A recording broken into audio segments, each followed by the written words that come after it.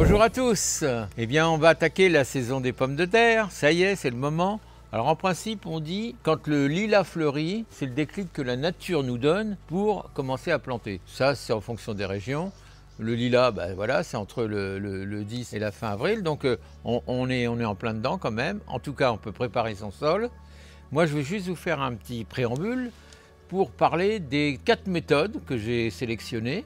4 méthodes différentes pour les pommes de terre. Alors, si vous avez regardé, on avait mis en germination du plant de pommes de terre dans des caissettes comme ça, comme vous en trouvez dans le commerce, ou vous en avez acheté dans le commerce et vous les avez mises à germer. C'est pas une obligation, hein, mais si vous l'avez fait, c'est un peu mieux. Et voilà, maintenant on a les germes. Alors, n'attendez pas d'avoir des germes hauts comme ça. Hein. Vous voyez, on a des pommes de terre, elles sont là, les germes sont là, c'est excellent, c'est exactement ça. Je les ai mis, comme vous le savez, dans un garage à l'abri du gel, mais où il y a quand même de la lumière. Et voilà, ça y est, maintenant, elles vont être bonnes à planter. Donc ça, c'est ça. Alors, quelle que soit la méthode que vous retiendrez, de toute façon, elles ont besoin de germination. Ça sera le même problème. Hein. Il n'y a pas de secret, il faut que ça germe. Si elles ne sont pas germées, vous les planterez, elles germeront dans le sol, mais ça sera un petit peu plus long. Alors, qu'est-ce qu'on peut dire? La méthode traditionnelle, donc, comme son nom l'indique, c'est celle qui a toujours été utilisée. Un sillon, on plante les pommes de terre tous les 35 cm et on recouvre et on espace les rangs de 70 cm minimum. La méthode sous la paille, c'est-à-dire que si vous avez un bac par exemple, ou un emplacement, vous mettez vos pommes de terre directement au sol. On peut le faire même en les posant directement s'il y a du gazon directement dessus. Ensuite, on a la méthode anglaise. Alors la méthode anglaise, c'est dans du terreau, donc directement du compost. Hein. On a du compost, on met directement, on fait ça à la main parce que c'est très souple. Hein. On a rempli le bac de compost, on met ses pommes de terre dedans, on les recouvre et on attend que ça se passe. Hein. Et puis en fait, il nous reste la méthode écossaise, qu'on utilise beaucoup aux îles Féroé d'ailleurs, dans le nord de l'Écosse. Et donc là, c'est encore une autre technique. On fait une petite tranchée pour y mettre les pommes de terre, où on les met pratiquement à plat sur le sol. Et on recouvre avec des mottes qu'on a mis sur le côté. Donc ça va éviter de buter par la suite. Et ça, c'est la méthode les ibèdes. J'ai choisi d'y planter de la blanche, j'en ai jamais fait, c'est la première année, de la Celtiane, qui est une nouvelle variété pour les pommes vapeur, les salades, et puis également de la Dolwen de Bretagne. J'ai fait un bac, des planches de 4 mètres, rassemblées par des équerres. J'ai mis des équerres comme ça à chaque angle. Comme le bac est quand même assez large, j'ai mis 2 trucs pour pouvoir marcher ici, hein, vous voyez, pour pouvoir marcher sans tomber. Donc voilà, vous voyez, je mets un cordeau, et avec mon serre-fouette, cet engin de guerre, on va faire le rayon qui va là. Alors je vais le faire aussi pour les autres. Et après on va disposer nos plants directement dans le rayon. Voilà, on va essayer de les mettre à peu près tous les 25 cm. Mine de rien, ça aime bien quand même avoir de l'eau, surtout quand ça va commencer à pousser. Voilà, c'est pas compliqué, on va faire ça tout le bac. Il n'y a pas tant de prédateurs que ça, mais il y en a un qui est très connu, c'est le doryphore. Si vous avez des doryphores chez vous, il faut mettre des plantes qui luttent contre le doryphore. Il y en a plusieurs. Il y en a une que je vous recommande vraiment, c'est le lin bleu. On sème entre les rangs, c'est un avantage. C'est vraiment que c'est un répulsif doryphore, mais c'est surtout très joli. Donc ça gâte pas. Hein. Et comme je suis partisan des fleurs au potager pour la pollinisation de tout le reste, je pense que c'est utile. Pensez aux fleurs, c'est important. Il y a trop de potagers qui sont tristes car il n'y a pas de couleur, il n'y a pas de fleurs. Et puis la fleur est utile pour la pollinisation, bien sûr. Je continue à faire mes rayons, vous voyez. Donc les planches, elles me servent de guide. Hein. Vous voyez, elles resteront là parce que ça me fera un passage pour aller aux pommes de terre, pour l'arrosage et tout ça. Mais en attendant, elles me servent de guide pour faire mes rayons.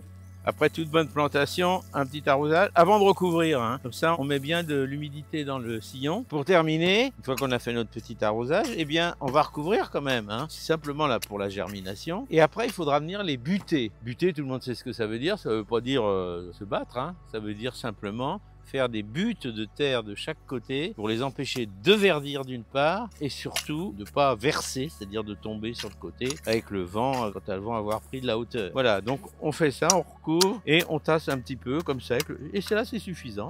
La plantation sera réputée parfaite quand on aura fini de semer notre lin bleu autour. Pourquoi? Pour éloigner les doryphores. Donc c'est ce qu'on a dit, donc on y va.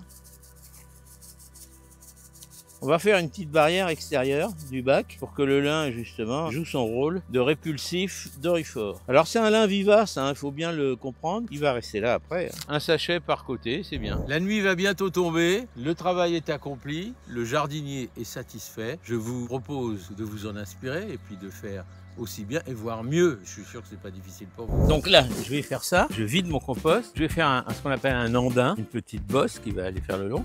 Et je vais planter mes pommes de terre dedans. Alors vous voyez, c'est des pommes de terre de l'année dernière que j'ai laissées germer. Elles sont sorties là. Donc je vais les mettre là, je vais les planter. Quand on prend des pommes de terre, même si c'est des patates nouvelles ou autres, c'est bien de les faire germer un petit peu pour leur faire gagner du temps dans la saison.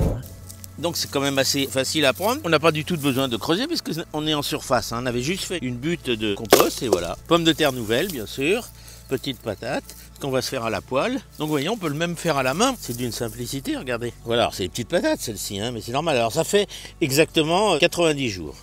C'est à peu près la durée moyenne. Les pommes de terre, on dit que c'est entre 80 et 120 jours selon les variétés. Alors s'il y a des vertes, ça peut arriver. Ne les consommez pas surtout.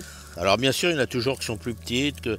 Mais c'est des patates nouvelles, faut bien comprendre ça. On y va, on continue, regardez la récolte est là. C'est simple comme tout. On n'a même pas besoin d'outils, vous voyez, ça vient tout seul. Le compost était juste posé sur le sol. Et en dessous, on a un sol qui est vraiment propre. Donc on pourra le réutiliser très rapidement. À la suite de ça, on va y planter des salades. Pour utiliser le terrain, tenez, regardez. Vous voyez à la main, c'est pas compliqué. L'autre technique, ce sera de les mettre sur paille. Donc on les met sur la paille, pas de terre, directement sur le sol. On recouvre avec de la paille. Alors la paille, soit vous avez de la paille fraîche, et auquel cas, ce serait bien d'y incorporer un peu de compost dedans pour accélérer le processus de décomposition. Sinon, ça marche quand même, mais ça marche mieux comme ça. Si vous avez un ballot de paille qui, lui, par contre, a 1 an, qui est resté dehors tout l'hiver, c'est fantastique parce que là, vous allez pouvoir l'utiliser. Et même chose, vous posez les pommes de terre, on met directement la paille par-dessus et on attend que ça pousse. On va donc recouvrir avec une paille qui est un petit peu fermentée et on va mettre une bonne épaisseur. C'est tout ce qu'il y a à faire. Et après, on viendra pour la récolte, bien sûr. On les répartir un petit peu au sol, au mieux où on peut. Maintenant, vous voyez, on a étalé toutes nos semences. On est bien d'accord, c'est des semences de l'année dernière qui ont germé. On va donc les remettre en service pour cette année. C'est un ballot de foin qui est de l'an passé, mais peut faire l'affaire. Il est déjà bien en état de décomposition, mais c'est une bonne chose. Il n'y aurait besoin de rien rajouter. Alors voilà ce que ça donne. Bon, on l'a fait un petit peu plus tardivement, mais les pommes de terre sortent bien. Il n'y a aucun problème. On verra bien la récolte. Je vous tiendrai au courant. Il semblerait que quand elles sont à maturité, il y a simplement à retirer la paille et les pommes de terre. Il n'y a même pas à fouiller dans le sol parce qu'elles sont sur le sol. Donc, une méthode, comme je disais, de paresseux qui me va bien. Eh bien, écoutez, on soulève là, et vous voyez, on sort nos pommes de terre. Ça se fait à la main, il n'y a même pas besoin d'outils pour faire ça. Il faut avoir une pomme de terre de toute première qualité, vous voyez. Et la peau, elle s'effrite toute seule. Ceux qui étaient intéressés de voir ce qu'il en était, eh ben, ils le voient là, vous voyez, je retire la paille. Et hop, j'ai des pommes de terre qui sont là. Voilà, elles sont là. Hop.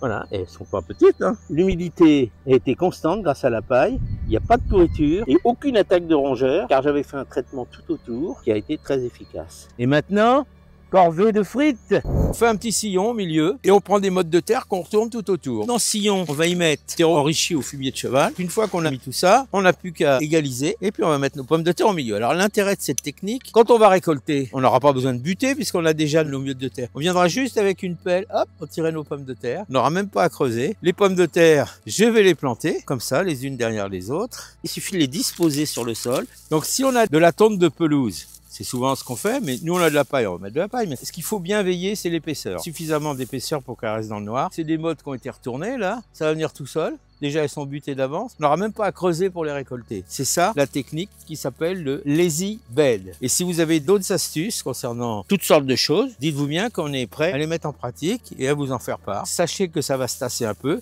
c'est normal avec la pluie. On en remettra, et si vous avez des tontes de pelouse, vous pouvez aussi les mettre par-dessus, de façon à avoir un couvert complet, opaque, et qui permettra à la pomme de terre de pousser. Et là, on vient récolter les pommes de terre qu'on avait fait selon cette formule, sans travailler le sol, sans rien de spécial. Vous voyez, donc elles sont là. Voilà les pommes de terre qu'on récolte, elles sont pas ridicules du tout, vous voyez. Voilà les pommes de terre que l'on récolte selon cette technique. Beaucoup s'étaient gaussés en disant c'est sans doute de l'illusion, c'est sans doute pas tout à fait réaliste, eh bien écoutez, voilà, les preuves sont là, les pommes de terre sont là. Je ne dis pas que vous aurez une récolte exceptionnelle, mais vous aurez de la récolte et vous aurez des belles pommes de terre. À vous de choisir la bonne variété, bien entendu. Hein. Sur cette prise de vue, on voit bien que la pomme de terre qui a été disposée, elle s'est accommodée dans le sol qu'elle avait, et avec la paille, encore le plan. Donc vous voyez, contrairement aux mauvaises langues qui pourront dire qu'on aura été acheter des pommes de terre au supermarché, les enterrer pour faire croire qu'on les a fait pousser, et je démontre que c'est faux.